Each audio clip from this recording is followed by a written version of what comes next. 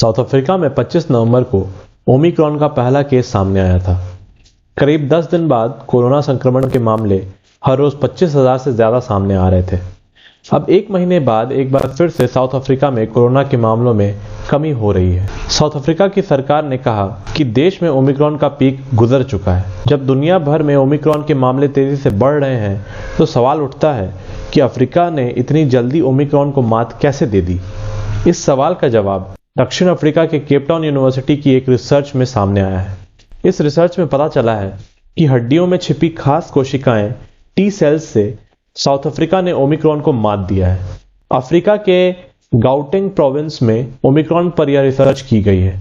गाउटेंग province वही जगह है जहां सबसे पहला ओमिक्रॉन केस सामने आया था। ऐसे में साउथ अफ्रीका में हुई इस रिसर्च के जरिए इन सवालों का जवाब जानते हैं। पहला, हड्डियों में छिपी खास कोशिकाएं क्या हैं और ओमिक्रॉन के खिलाफ लड़ाई में इनकी क्या भूमिका है। केप यूनिवर्सिटी की रिसर्च में सामने आया है कि ओमिक्रॉन को हराने में बोन मैरो में छिपी कोशिकाओं ने काफी खास भूमिका निभाई है। इंसान के शरीर में 2 तरह की सफेद रक्त कोशिकाएं होती हैं। यह इंसान के शरीर में होने वाले किसी वायरस अटैक को पहचान कर उसे हराने का काम करती हैं। ये 2 प्रकार की होती हैं, बी सेल्स और टी सेल्स।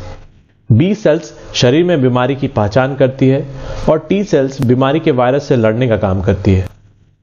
जब कोरोना वैक्सीन ले चुके या पहले कोरोना से संक्रमित हो चुके इंसान को ओमिक्रॉन हुआ तो इसके 70 से 80% मरीजों में मौजूद टी सेल्स ने वायरस के खिलाफ अच्छा रिस्पॉन्स दिया।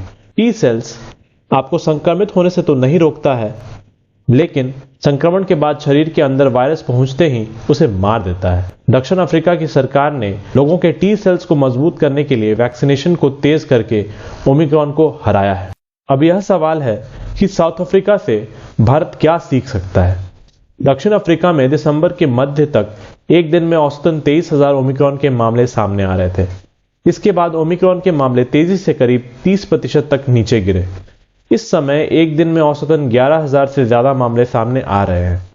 अफ्रीका ने ओमिक्रॉन को रोकने के लिए सबसे पहले मरीज के संपर्क में आने वाले लोगों को ट्रेस कर आइसोलेट करने का और फिर वैक्सीनेशन को बढ़ाने का काम किया है। जानिए कैसे 3 स्टेप में अफ्रीका ने ओमिक्रॉन को हराया है। पहला, जांच और ट्रेसिंग। साउथ अफ्रीका ने जांच में पॉजिटिव आए मरीजों से जुड़े सभी लोगों की ट्रेसिंग की और उन्हें अलग किया। कंटेनमेंट जोन में पाबंदी को कड़ाई से लागू किया। दूसरा, वैक्सीनेशन। स्थानीय प्रशासन ने कंटेनमेंट जोन में टीकाकरण तेज किया। इससे लोगों में ओमिक्रॉन के खिलाफ प्रतिरोधक क्षमता विकसित हुई। और अंतिम, कड़े प्रतिबंध। नाइट कर्फ्यू के जरिए ओमिक्रॉन की चेन को तोड़ा गया। कंटेनमेंट जोन में प्रशासन के अलर्ट से ओमिक्रॉन को फैलने से रोका गया। अब अगला सवाल है कि ओमिक्रॉन वेरिएंट डेल्टा और बीटा से कितना कम या ज्यादा खतरनाक है। दक्षिण अफ्रीका के गाउटेंग प्रांत में की गई रिसर्च में राहत की बात सामने आई है। रिसर्च में यह पता चला है कि ओमिक्रॉन तेजी से लोगों को अपनी चपेट में लेता है। हालांकि एक राहत वाली बात यह भी है कि साउथ अफ्रीका में ओमिक्रॉन मरीज के संपर्क में आने वाले केवल 4.9% लोगों को ही अस्पताल में भर्ती होना पड़ा है।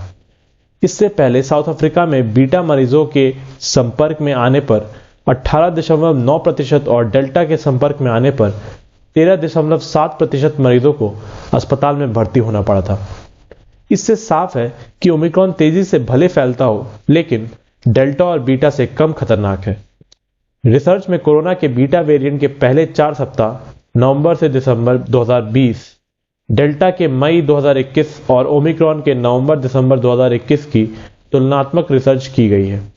साउथ अफ्रीका में ओमिक्रॉन से संक्रमित होने के बाद 28.8% मरीज अस्पताल में भर्ती हुए।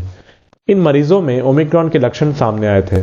वहीं कोरोना के बीटा वेरिएंट में 60.1% और डेल्टा वेरिएंट में 66.9% मरीजों को अस्पताल में भर्ती होना पड़ा है।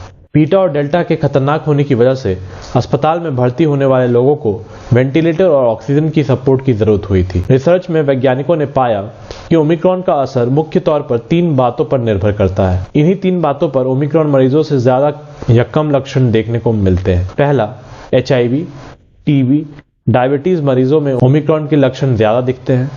दूसरा, कोरोना वैक्सीन के दोनों डोज लेने वालों में ओमिक्रॉन का कम असर देखने को मिलता है। रिसर्च में ओमिक्रॉन के खिलाफ लड़ाई में जॉनसन एंड जॉनसन और फाइजर वैक्सीन को बेस्ट माना गया। तीसरा, कोरोना के किसी भी वेरिएंट से पहले संक्रमित हो चुके लोगों में ओमिक्रॉन का असर कम दिख रहा है। आज की इस न्यूज में बस इतना ही। अगर आपको यह वीडियो पसंद आया हो तो प्लीज इसे लाइक कर दें और हमारे चैनल को सब्सक्राइब करें। तो मिलते हैं अगली वीडियो में, तब तक के लिए धन्यवाद।